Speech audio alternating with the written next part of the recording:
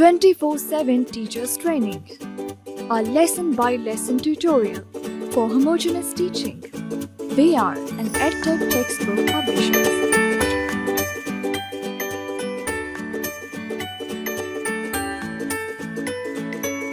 बिस्मिल्लाहिर्रहमानिर्रहीम।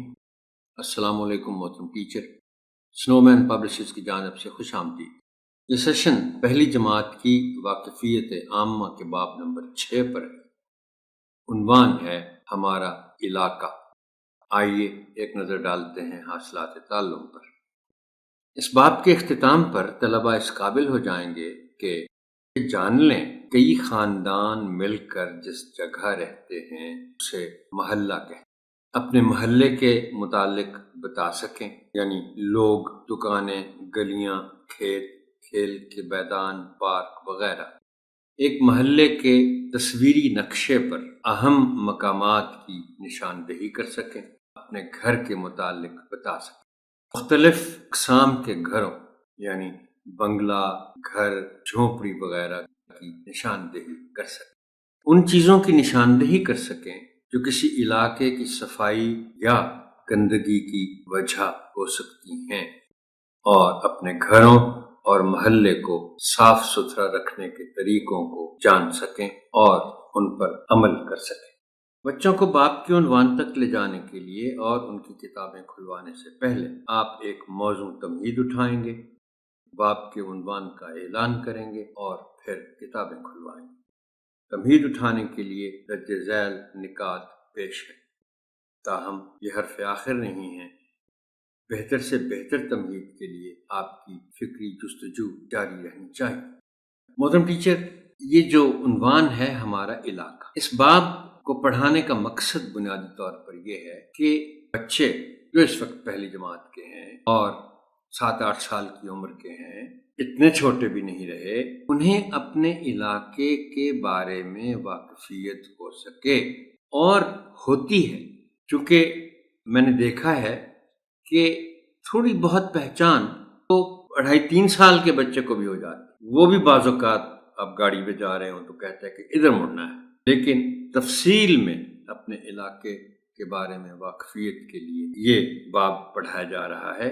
और तमहीद के लिए बच्चों से दर्ज झैल सवालात पूछें। और मैं ये भी गुजारिश कर दूं मोहतरम टीचर के सवालात पूछते हुए याद रखिएगा प्लीज़ कि आप ये आदत डालें बच्चों को, जब तक कि कोई आप इजाज़त न दें कि वो पूरी क्लास इसका जवाब दे दे, वरना आप बच्चों के लिए ये कानून तय कर दें कि वही जवाब देगा बच्चा जिससे सवाल पूछा जाएगा। अब पहला सवाल है, क्या आपको अपने अपने घर का पता मालूम है? ये इज्तिमाई सवाल है, और पता, एड्रेस आप ज़रूर लफ्ज़ इस्तेमाल कर लीजिएगा। जैसा कि मैंने ये कौसैन में यानी ब्रैकेट्स में लिखा भी है कि जवाब मुश्किल है। पता पहली जमात के बच्चों को नहीं होता, ज़्यादा से ज़्यादा वो उस इलाके का नाम शायद बता देंगे जहाँ वो रहते हैं, फलाना टाउन, फलाना टाउन। अगला सवाल है कि आप कहाँ रहते हैं? जवाब कुछ भी आ सकता, कोई पता नहीं, कोई बच्चा मासूमियत में ये जवाब भी दे दे कि मैं घर में रहता हूँ। आखिरी सवाल है कि आपके इलाके का नाम क्या है? मुंतखब बच्चों से पूछें, यानी इशारा करके आप बताएं बच्चे, और इसके बाद बच्चों को बताएं कि उनके नए बाब का उन्वान है हमारा इलाका। बच्चों को इस बाब के दर्ज झैल मशमूलात से आगाह करें। महल्ला क्या होता है और इसकी अहमियत क्या है? आप बच्चों को बताएंगे कि बच्चों, हम मोहल्ले के बारे में पढ़ेंगे और मोहल्ले की अहमियत क्या है। लेकिन यहाँ एक मुश्किल है मोहतरम टीचर, ये जो लफ्ज़ मोहल्ला है, अब इसका बदल भी कोई नहीं, लेकिन मोहल्ले का जो तसव्वुर होता था कभी, वो अब है नहीं, और ये लफ्ज़ भी इस्तेमाल नहीं होता। लेकिन आप उनको समझा देंगे कि मोहल्ला क्या होता है। मोहल्ला होता है कि आपका घर जिस छोटे से इलाके में है, यानी जिस गली में है, मिसाल के तौर पर आपके इर्द गिर्द के जितने कुछ करीब करीब के जो घर हैं जिनसे आप बहुत से लोगों से वाकिफ़ भी हैं, उसे मोहल्ला कहें। फिर आप उन्हें बताएंगे कि आप पढ़ेंगे मकानात जिस्मों के बारे में, جیسے چھپر ہے، مکان ہے، فلیٹ ہے، کوٹھی ہے، بنگلہ ہے۔ پھر گھر کے مختلف حصوں کے نام یہ جانیں گے وہ۔ پھر محلے کی صفائی کے بارے میں وہ پڑھیں گے کہ محلے کی صفائی کس کس کی ذمہ داری ہے، کیا صرف خاکروب یا سویپر کی ذمہ داری ہے یا سب کی ہے، کس کس کی۔ اب ہم آتے ہیں فرہنگ الفاظ و معانی کی طرف۔ اب دیکھیے پہلا لفظ وہی آ گیا، محلہ۔ ایک تو اس لفظ کا تلفظ ضرور بتانا ہے اپنے بچوں کو، یہ محلہ نہیں ہے جس کو کچھ لوگ بول جاتے ہیں، محلہ۔ شہر، قصبے یا گاؤں کا کوئی ایک حصہ یا گلی، اس کو محلہ۔ محلے اصل میں گاؤں میں ابھی بھی ہیں، شہروں میں اس کا تصور اب غائب ہو رہا ہے۔ جیسے لاہور کی مثال آپ لے لیں تو اندرون لاہور جو پرانا لاہور ہوتا تھا، باقی شہروں میں بھی محلے ہوتے تھے، لیکن اب محلے کا جو تصور ہے وہ نہیں رہا پہلے والا۔ کلینک، جہاں ڈاکٹر مریضوں کو دیکھتا ہے۔ کھیت، زمین کا ٹکڑا جہاں فصل بوئی جاتی ہے۔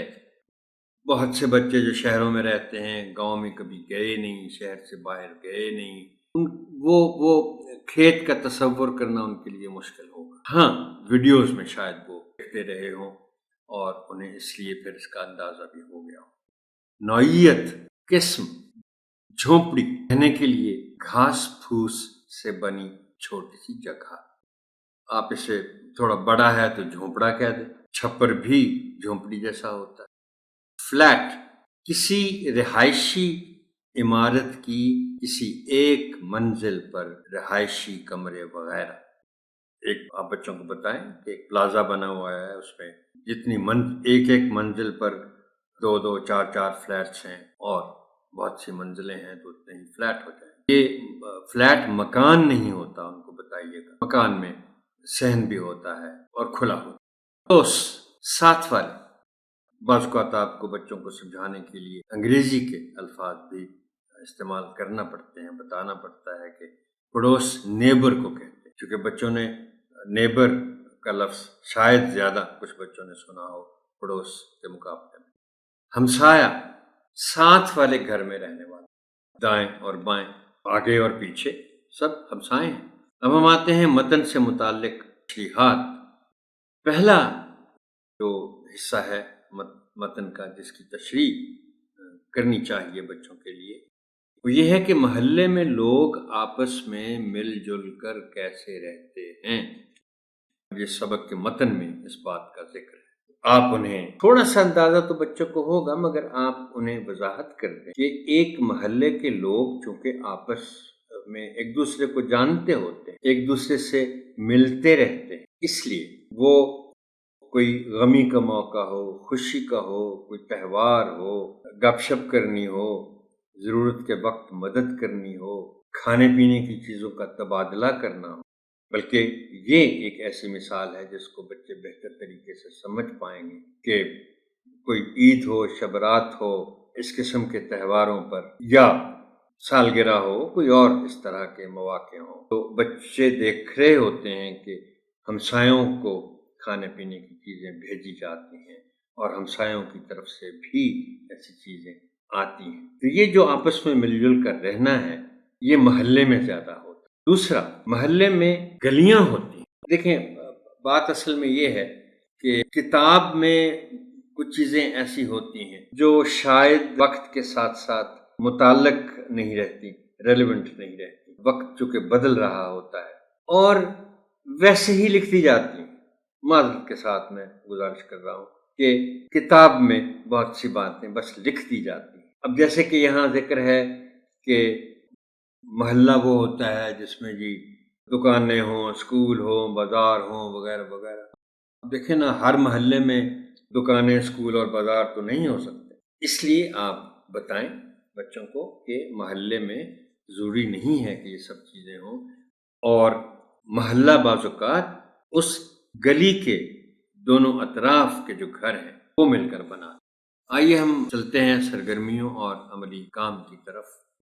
پہلی سرگرمی ہے گھر کے حصوں کے نام۔ یہ صفحہ نمبر 27 پر ہے اور اس کا حاصل تعلم ہے نمبر 3۔ یہ اس لحاظ سے تھوڑی سی مشکل سرگرمی، گھر کے حصوں کے نام لکھنا۔ اب کتاب میں جو تصاویر بنی ہوئی ہیں، یہ 4 تصاویر ذیل میں گھر کے مختلف حصوں کی تصاویر دی گئی ہیں۔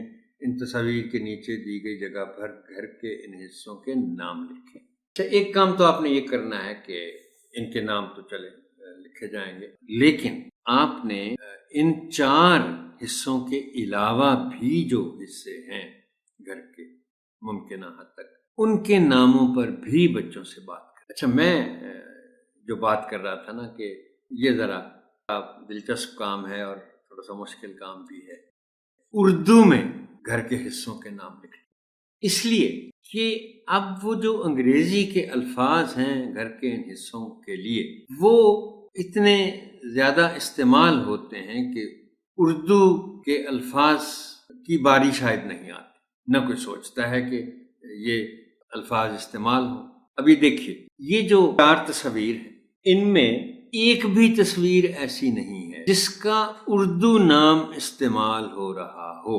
اب 4 تصویروں کے لیے بچوں کے ذہن میں جو الفاظ آئیں گے وہ ہیں kitchen, bed room, drawing room اور باتھ روم، بلکہ اب تو باتھ روم بھی استعمال نہیں ہوتا، اب تو واش روم ہوتا ہے، گاؤں میں بھی واش روم ہوتا ہے، لیکن اردو میں ہے یہ کتاب، نام تو بتانے چاہیے ان الفاظ کا جو اردو میں ترجمہ ہے۔